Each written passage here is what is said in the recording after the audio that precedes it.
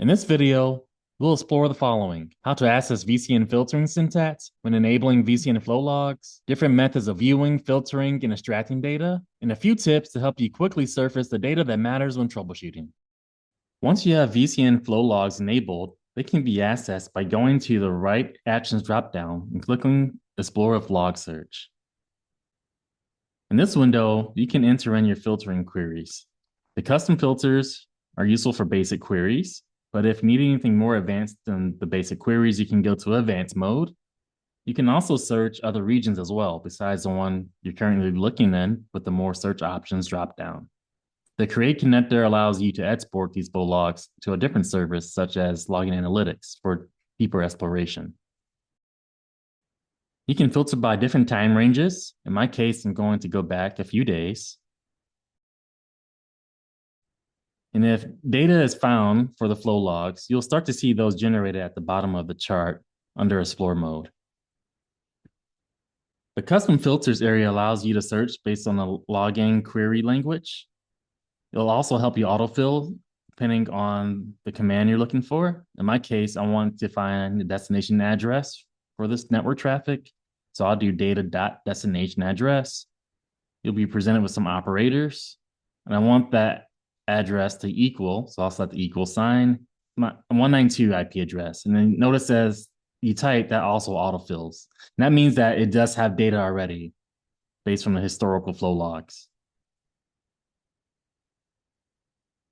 Okay, so that data is presented to me. It's filtered on my destination IP address.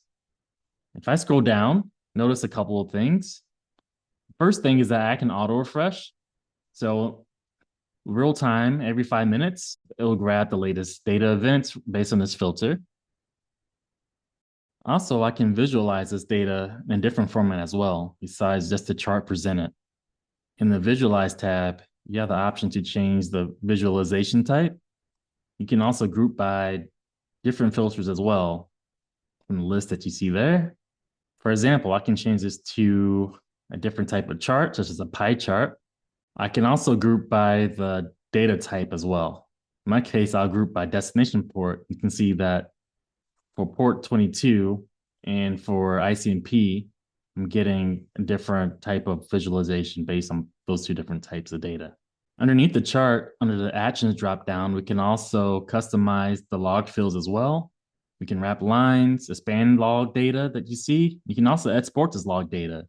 Note that the log data is in JSON format. And there's essentially 8 parts to the JSON field that you want to pay close attention to. So the first is the accept message, which is showing whether or not the traffic is allowed or denied, along with the source IP address, the source port, the destination address, the destination port, and the number of bytes and packets captured.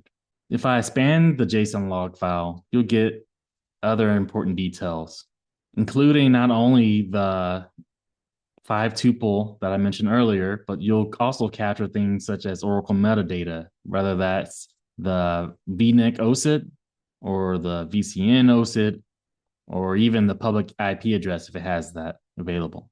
Now, you can also filter based on the data in the JSON flow logs. On the right side, you can filter or not filter based on the information presented. So in this case, if I filter on the destination port, it'll be added to the filter that already exists, and it combines the two together as an and. So the destination address and the destination port. And as you can see, that log shows up below. So in conclusion, VCN flow log filtering in OCI turns noisy data streams into actionable insights.